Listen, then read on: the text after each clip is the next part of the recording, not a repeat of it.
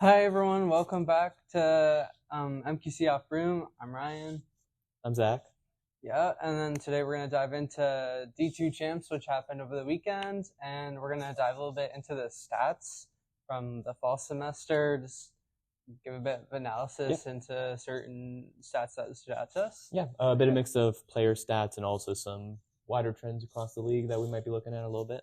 If we want to dive in in order, first was UVM versus Middlebury at D2 Champs.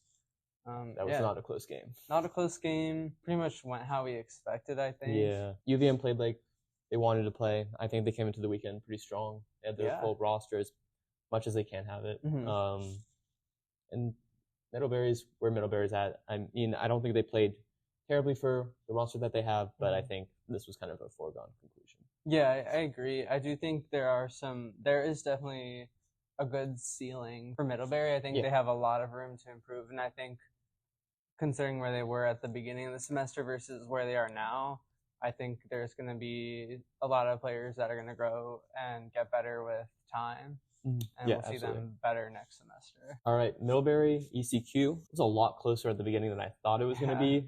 It was like 60-60 at one point, something pretty close to that, 50-50. Yeah, it wasn't. I think beginning of that game it was pretty close, maybe like 30-30, and then in the middle portion of the game was where Emerson started to pull away. Definitely. I think Middlebury already played a game that day.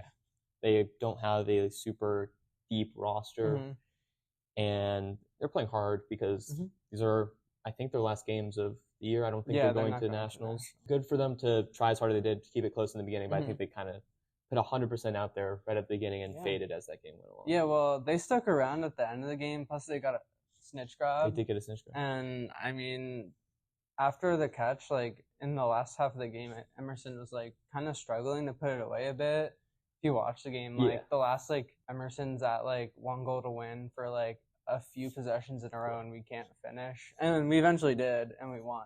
Yeah, a little bit of a, I guess, tiredness because we only brought 9 players, I think, and one of them got hurt early in our first game, so we really only had 8 players the entire day. So like a little fatigue at the end of the first game to round it out, but yeah, a little fatigue. And generally, I've seen a bunch of quadball games where one team's up by a lot, and then they're like, let's just kind of do what we do, not as much pressure on it, and then the other team starts creeping back, and then eventually it's like, oh no, we just let up 4 goals in a row. When did that happen? We need to actually finish this. Yeah, it's a really interesting phenomenon in quadball because I've seen it even at like the MLQ level where just like first thing that came to mind was like a New York versus Charlotte game over the summer that I was playing in. I mean, the Titans had like a very big lead, but like the last few possessions, it's just like everyone's a little tired. The score is like pretty lopsided, so maybe there's not as much urgency, and the game like takes a few more possessions than it should have to end. Yeah,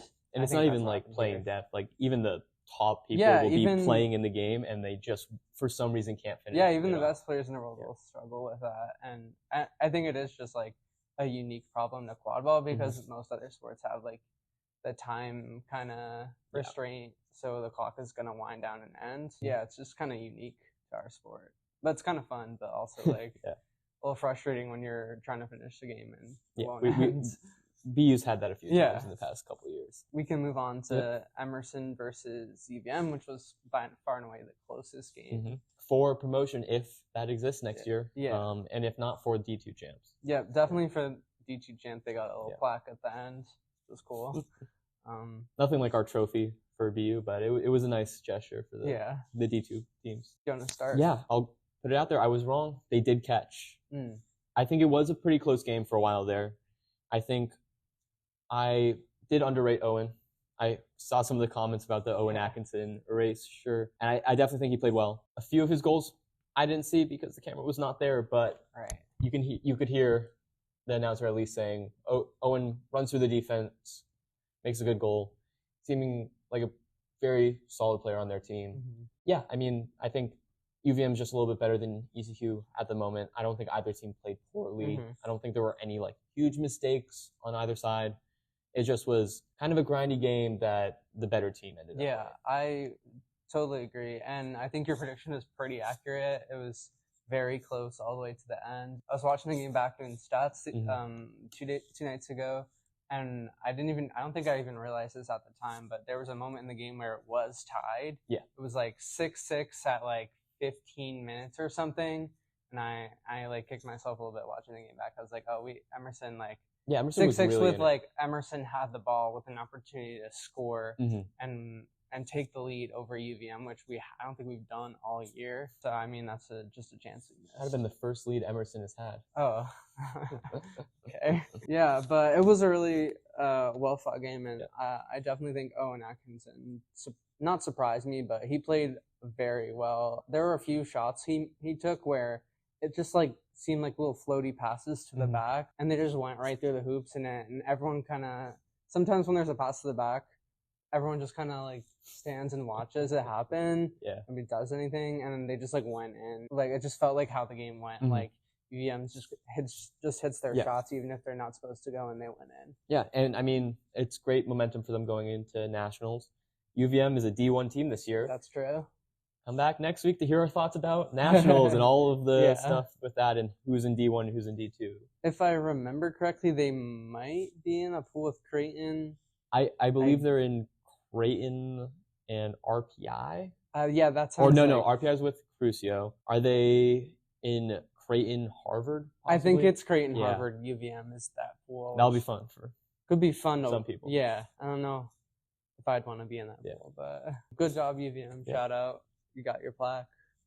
Not much else to say. I think it was pretty well fought game and better team ended on top. I agree.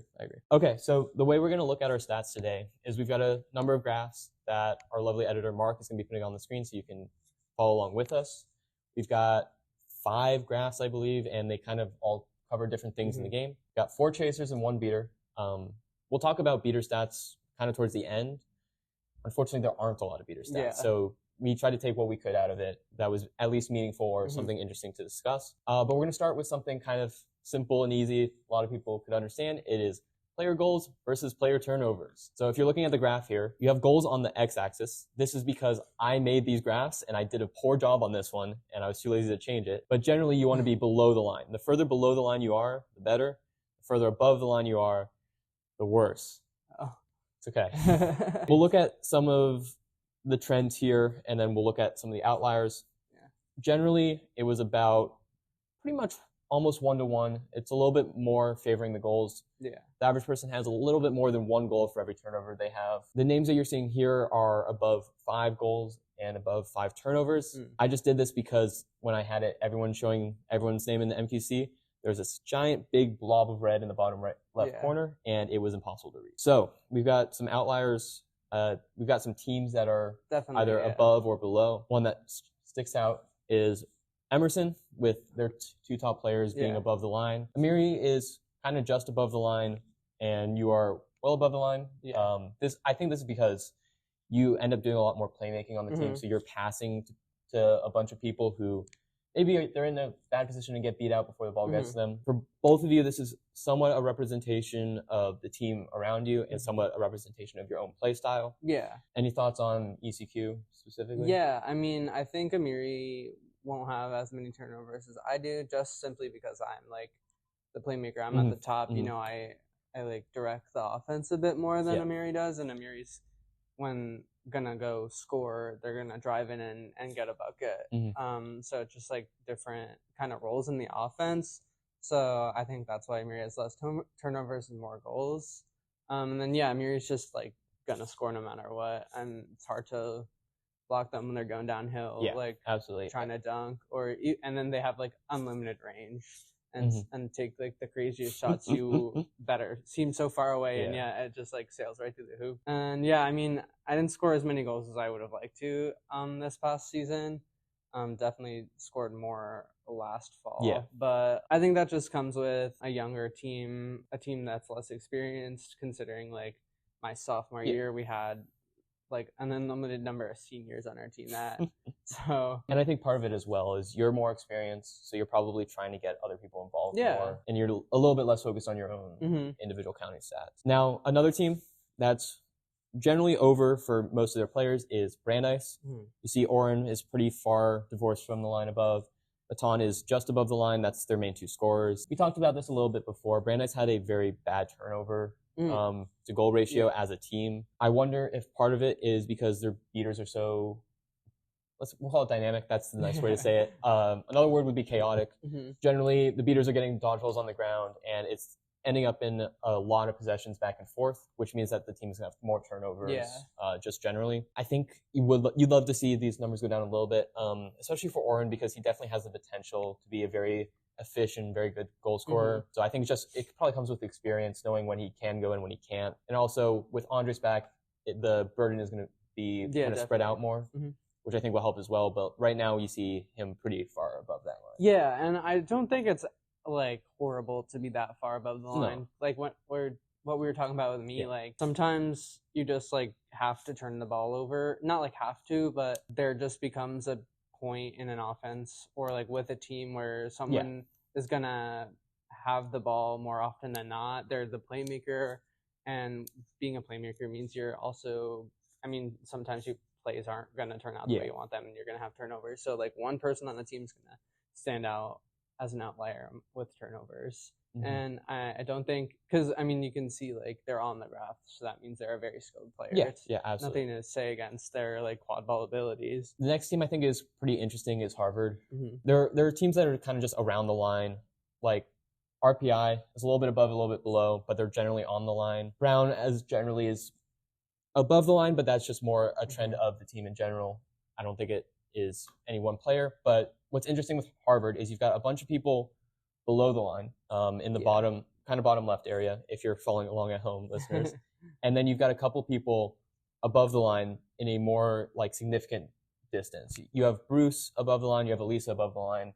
Again, all these stats don't include the most recent set of games at MQC Champs. So this is all possible to move, especially for someone like Bruce, who didn't have a ton of possessions in the fall, just because he was a new player. These things are subject to change. But I think one of the reasons that a lot of the Harvard players can be below the line is because people like Bruce and Elisa kind of force the defense to look at them because they go for a lot of shots. And I think we're going to see this as well in the goals to goal attempts.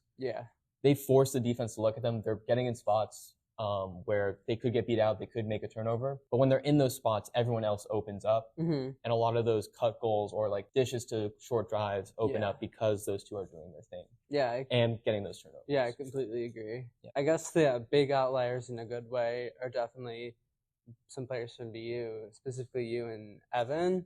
The one where Evan far out, way off, so many goals and so little assists is really impressive, honestly. Yeah, I mean, and considering that he only did this in the fall semester, very, very impressive. Though to be fair, none of these stats are from the spring for anyone, so never mind that, Evan. Don't get too big ahead. You're on the same level as all of us. But almost 50 goals is really impressive, considering what we only played like 5 to 7 games. You'll see this when we go to other stats as well. He's by far one of the high scorers. He has some of the most production on the field. He keeps the ball. He can get beat out by a beater, but he is not getting stopped by a chaser. Evan is a big, fast guy, and if you are letting your chasers cover him, you are letting yourself get scored on. Yeah, not a good idea. And I think part of this, especially in the fall, BU had a lot of options, so we were able to swing the ball around. We had good playmakers up top with HB and Zoe primarily that let us get into spots where we could score very easily, which definitely helps keep our turnovers low. So I think, I'm not going to say that me and Evan aren't good players. I think we are good players. I'm going to put that out there. I think at least part of this distance from the line represents the team around us, giving us the opportunity to do this. I definitely agree. I think, I mean, when you're playing on the best team, and in any league, like, your players are also going to show, their stats are going to show that. Yeah, and I think a really good way to see this is if you look towards the bottom of the graph with Kyle Blackburn, you can see how far below the blue line he is. And Kyle, for those who don't know, is also on BU, not here this semester, but was playing in the fall. And what it really shows is that every time Kyle got the ball, he had an open lane at the hoops to drive, and he converted on a ton of them, which was great. But because the team it shows the team around can really impact how far below or above this. Yeah. Okay, so we're going to jump right from goals to turnovers to volume versus efficiency. This is basically just saying how many goals you've made versus how many goal attempts you've had. This is kind of a question in this, a question in it. How many shots should one player be taking? It again impacted by the team a lot, but it kind of gives you a sense of, is this person possibly taking too many shots? Are they not? Obviously, every situation is going to be different, but this is like a general idea about it.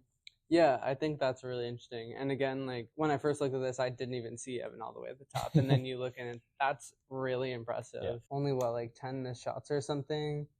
Yeah, Evan is about 73% goal percentage, which is very, very good. Yeah, and I think there's like a level of intelligence and IQ that you need to be a really good player, and I think Evan definitely has that, knowing when to drive, knowing when to shoot, and that's clear in this graph. Like Evan knows when to attack, when to like try to put the ball through the hoop, and it will go in. So another thing pointing out trend-wise is that you can see from this graph, a lot of the dunkers or the finishers at hoops are above the line, while a lot of the shot takers are below the line.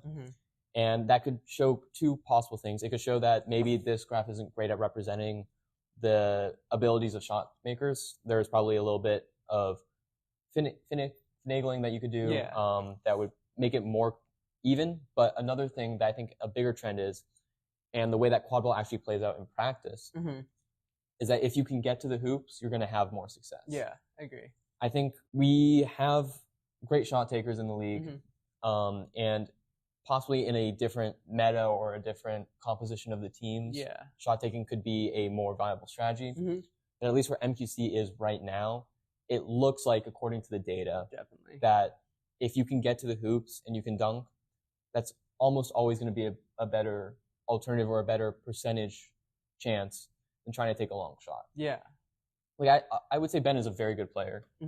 I'd say he's a great shooter. And even with all of that, he's still below that line. Even with his great accuracy, even you with your accuracy and your great shot ability. I think yours is a little bit different because ECQ, you're in positions more where you have to take a bad shot more so than Ben. I think it took me a little bit of time to figure out what is a good shot and a bad shot. My freshman year, no one really knew who I was for the first few games I started playing.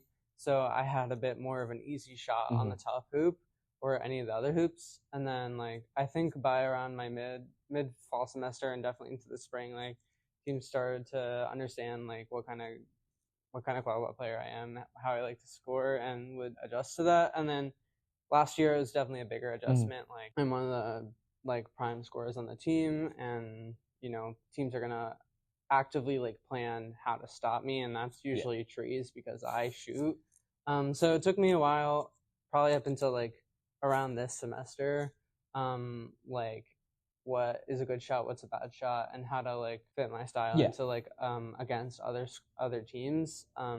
So yeah, there's just like a learning curve when you have like early success and then like teams start to like figure you out a bit.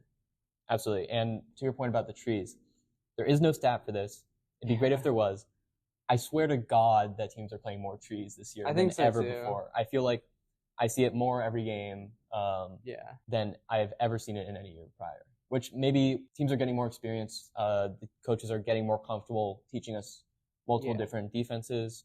Maybe it's a great thing for the game. Maybe it's not so great a thing for the game. I don't like playing against trees. Yeah, I also am not a fan of trees, but I think if teams are not incentivized to get out of trees, then why wouldn't you? And also, I think you can play trees when you have really good beaters who can spread the floor a bit, and you can have chasers that can stay at hoops a bit. And we're like one really good keeper and some beaters that can really like control the floor.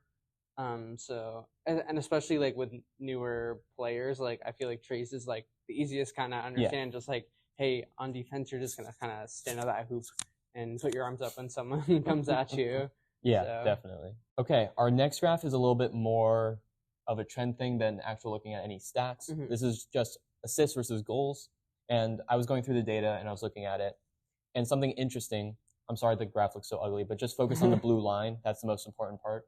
There is a zone in the middle of the volume of goal scorers where you have the most opportunities to make assists.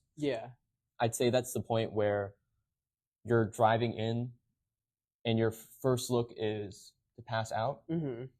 And for someone who doesn't score a lot of goals, if your first look is to pass out, the other team is expecting you to pass out of it, and it lowers your opportunity for goals. If you're a very high goal scorer, you're not looking to pass out. You're looking to go in there and score yourself. But this middle area where you can be scoring this many goals, even if it is your second look, and because you are scoring this many goals, they actually have to respect the goal attempt. It gives you this really interesting, like, golden zone or ideal location where you have the opportunity to make all of these assists because you're just in that position. The team is looking at you a certain way, which I thought was interesting, and that's all I have for this graph. Yeah, I don't know if I have much to say other than I see you're one of the outliers where it's just like you have a lot of assists to match your goals, which is pretty hard to find in this MQC graph here, or just like in the league. Assists aren't, I don't know, I love assists. I think they're one of the most fun stats, but they're not as sexy as a goal, I think. I mean, like, in a game, like, it looks really nice, but, like, on the stat sheet, it's like, oh, an assist. Like, I feel like it's not as, like, cared about as goals, so. And the one other thing I will say about this graph is we don't have a ton of data for the high-end volume, which could very well skew it. Evan is a primary goal scorer. He is good at making assists, but his first look is goals, and he's our real data point on the top end. So with more data points over there, it could shift a little bit. But I think from the eye test as well, there is this middle area that I think actually does have. I think the middle area is where you want to live. It's interesting that there aren't that many players with like 20 assists and like no goals. There's not really like I don't even know what you would call that. Pure point guard. Yeah, pure point guard or something. And I think it has to do with if a team knows you're not going to shoot. Yeah. They're not going to guard it. I agree with that. Or if like you're going to drive in, like what you were saying, if you're going to drive in for that assist, teams know you aren't going to, your first move is to pass it. Yeah, like, absolutely. I think that changes how you get played. Yeah. Okay, so this next graph, the stats behind it are a little trickier, so bear with me as I explain it. I'm calling this player productivity. Basically, on the y-axis, you have the adds, which are goals plus assists plus chaser stops. Okay. And it's all on a per possession basis. Yeah. And then on the x-axis, you have turnovers per possession. So generally, what I'm trying to do with this is, for every possession you're on the field, how much are you adding to your team scoring or stopping the other team from scoring, and how much are you detracting from it by turning the ball over? One thing I will say about this is right now I've got everything weighted equally. I do think there is a way to do this that would have certain things weighted more. I personally think assists should have a higher weight than anything else, but that's my personal opinion, so I just left it at blank slate, one across. If anyone in the comments has any ideas about this, put it there for weights. You can also do all these stats yourself. MQC has its individual stats database completely accessible to everyone. It's somewhere on the Instagram or it's somewhere. The link tree. Yeah. We'll put it in the description of this YouTube video as well. Yeah. As long as we remember to do it. Generally, it makes sense that you got about a straight line here. There's no real like curve or cliff. The more you add, the more turnovers you're going to have generally because you're just trying to do more. A couple of the outliers, Mac and Bennett, both have very few possessions. I didn't want to pull people out for possessions on this version of it just so we could get a clearer picture. But those two, I think, have played only 10 to 30 possessions each, so it's a little skewed. As we talk about Owen Atkinson erasure, you can see him right here. He's well above the curve on this. He doesn't have as many possessions as some of the other very high volume people, but he's definitely in the realm that this is statistically significant. He's playing very well this year. Yeah, I think what you're saying, I think the top players in the league, when we were talking about like MVP candidates potentially on last episode, they're all like pretty much at that top of the graph. So I think what's interesting about this is a very counting stats heavy thing, and it very much hurts the player that is ball handling and possessing. You can see some of the people on the bottom half of the graph. If you can actually see them, some of the names are a little bit overlapped. You have a lot of people who are bringing the ball up, dishing it around, getting the ball to people in spots where they can go drive and score, which aren't necessarily assists. Yeah. maybe there's a discussion to be had about what we count as assists. Yeah. For those who don't know, an assist right now is a pass to someone who, without having to make a truly strong chaser move like a juke or a spin or a truck, can put it in the hoop. Either a pass to a really quick shot, or a pass to a finish on the hoops. Are essentially the two ways that you can get an assist. Yeah. I personally think that could be expanded a little bit, but that's a discussion for more MQC stats, and maybe something we'll discuss more next year. I think there's some merit in like the hockey assist kind of, where it's like pass to the assist, so one pass and then another pass to the goal. That would be kind of hard to track, but I think it's worth considering, because if you like think of a play where that happens like that, there's definitely some merit to it, and it'll give more like counting stats to the players that might not like get the assist. They might just be like bringing up the ball and starting the offense, but then like the playmakers are the ones that are getting the counting stats, like assists and goals. Yeah, I don't really have too much more to say about this. It's really data heavy. It's very analysis heavy, where you can look about any player and compare them to the average and compare their specific situation. I encourage everyone to look at this a little bit more, see where certain players are. Maybe you had a perception of a player that ends up not being true or ends up being confirmed by this. I think it's a good stepping point to analyzing how players are playing. Yeah, I agree. But then also, like, the adverse to that is I don't think stats mean everything. No, absolutely not. I think we talked about last episode, like the eye test. Some players like might not fill all the boxes on the stat sheet. They might not have 5 goals, 10 goals every game, or 3 assists every game, but they still have a very significant impact on the game, whether just like their presence or their team leadership, and that might fall behind in some of the like counting stats on the graphs we're looking at. So I just think that's like something to keep in mind. Yeah, absolutely. And I also want to say one thing. I did the same set of stats last year, and the extremes have gone up more this year. The average is obviously kind of around the same, because turnovers is kind of an inverse on this. Like more of one you have, the more of the other, so it kind of balances out a little bit. But there are more players doing very far on either side, which either might be a showing in some of the players from last year getting more experience, and then a lot of the seniors graduating out. So you have like a very experienced versus a very not experienced section. It may also have to do with a little bit more disparity among the teams in the league. Yeah, I was going to say, I think that has to do with a lot of the graduating players from last year to this year. It felt at times like a new, like, kind of younger MQC to me as a upperclassman now.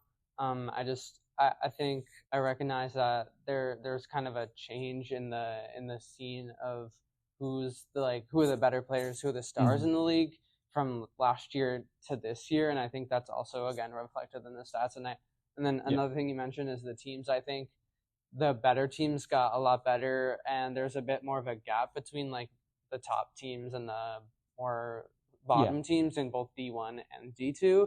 So I think that also has a lot to do with like what we're looking at the stats and all the graphs and stuff. Yeah, I completely agree. I think that all that's very important to understanding the stats and understanding how the game is going. We're very sorry, beaters. Coming from 2 stat takers, it is very difficult to even think up possible beater stats. And I agree. I think we should I would love to get into that a little bit more after we look at the graph, but there really are only a few real beater stats. You have average dodgeballs, which is a component of 0 dodgeball possessions, 1 dodgeball possessions, 2 dodgeball possessions, and then chaser stops.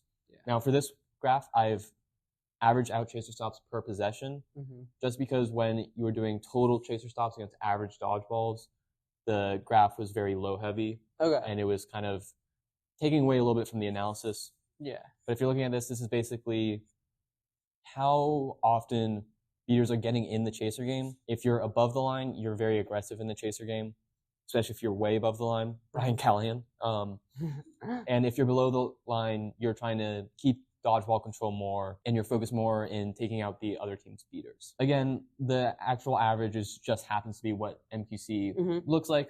There's no real takeaway to that other than it's what you think it is, because that's what it looks like on the field. Looking at players on the list, generally, I think you see more experienced beaters on the top end. Yeah. You see, there's the aspect of experience, and then there's the aspect of aggressiveness. Definitely. Like you see David Chen way off on the right for average dodgeballs. Yeah, I was looking at the individual stats, and I was absolutely blown away by the fact they had like averaged 1.7 dodgeballs this in the fall. That's ridiculous. Yeah, it's actually crazy. Then again, maybe he has those many dodgeballs because he's not getting in the chaser game as much compared to someone like Ryan Callahan, who is right at the tippity top of beater stops and still pretty good with average dodgeballs, but maybe not at the same level of David Chen. I think this kind of tells you something about beater talent in a very roundabout way. I think generally when we look at it, we look at average dodgeballs first, and we're like, if this beater has the most average dodgeballs, they're probably the best beater. I think this gives a kind of a sense of maybe someone who doesn't have as many average dodgeballs doesn't have that much because they're focused on the chaser game, because they're making chaser stops. And obviously, beaters are super important because there are only 2 on the field, and they control this really powerful resource in the game. Yeah. But honestly, if they're not using that resource in the quad ball game, they're not really doing anything with that advantage. Yeah. And I think David Chen is a little bit of an outlier here. He does a ton on offense. And I think he tries to keep control so that he can do that stuff he does on offense and blow up the whole team. I really wish we had an offensive stat for beaters. I was just thinking like what we were talking about earlier, like a beater assist.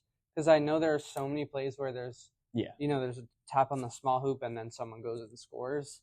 And I just like, it's almost never recognized that that's like mostly maybe even a beater's assist. So I don't know how you'd count that. I don't know how feasible it is, but I do think like beater assist is a potential option. We're going to get more into that. We can get more into that, we're going to table that for just like another minute because I think that's actually one of the few real stats that we could actually add to the game. I really like that. A couple things to look here. You see a lot of the chasers who have beat are very conservative with their dodgeballs. They're way below the line. Someone who jumps out immediately is Ian Cargill. Ian beat for us in one series of games, and he had a decent dodgeball possession, but he was focused on the one thing. And I think it shows the ability of beaters, especially like soul beaters, that they can focus on the dodgeball game and then focus on the chaser game as well. And you can see that in some of the people who are at the top of the list. I will say, whenever I am lucky enough to go in and beat, I completely forget about the chasers. I only want to get dodgeball control, and if I don't have it, I try to go and get it, and I forget there's another game going on. So I think it's fair, to be honest, and I think it just goes to show how impressive like having a lot of stops are. Okay, I think that's generally all for this. I want to touch back on the beater stats. I really like beater assists. Something that could be coming in the near to medium future is something about exchanges. If you looked at the Reddit, someone had posted recently this software that allows you to really track individuals in the game a lot more, which would basically, it's a tool to isolate beater stuff and have it be recorded automatically. Obviously, it's a little difficult with MQC because our video quality isn't at the level that I saw in the example, at least, which was MLQ. Which is completely fair. We're college run. It's very volunteer based versus the MLQ stuff is a lot more organized. So I'm worried that maybe our video quality might not be up to the requirements for the software, but that would be very interesting if you could do that. I don't remember seeing that Reddit post, but it sounds cool. But just by hand, I think there's so few things that a stat keeper can do reasonably. And I was also thinking like, because average dodgeballs is the way we take stats is you put down how many dodgeballs you have at the beginning of a defense, and dodgeballs are always on the ground. It's so hard to like really figure out what's going on, and control changes left one team to another so often. It's a little tricky. So essentially, average dodgeballs is a snapshot at different points in the game, and it's not a true showing of who has dodgeballs at what time and for how long. I agree. We're sorry, beaters. We would love to give you more stats. It kind of sucks that the beater game is so chaotic, and it's what makes it very fun, but it sucks for stat keeping that it's so chaotic and it's mixed in with everything else, so it's very hard to isolate out. But I do think I'm going to bring up your thing about beater assists because I do think we need something offensively to show what beaters are doing. And oftentimes, like with beater, sometimes I guess beater stops aren't always counted because, you know, there could be like a beater and a chaser kind of combining for an assist, and that's always like tricky. Like, who do you give it to? Oftentimes, like it's like subjective. Whoever is taking stats like kind of has to pick what goes on. So I've had that a few times. Yeah, I think that's all we've got for today. Thank you so much for listening. Thank you. Please go through the graphs, share any of your insights that you see that we might have missed. Shout out the players that you like that did really well. Please don't shout out the players that you dislike who maybe are lower on these graphs because this is really this is really not the whole picture. This is, you can use this plus what you see in games to give you a better holistic picture of what's going on. And stay tuned for our next national show, which will come out sometime soon, and potentially special guests. Potentially special guests who might have reached out to us directly saying that we should have a guest. Yeah. You know who you are. Yeah, so look forward to that. All right. Thank you so much.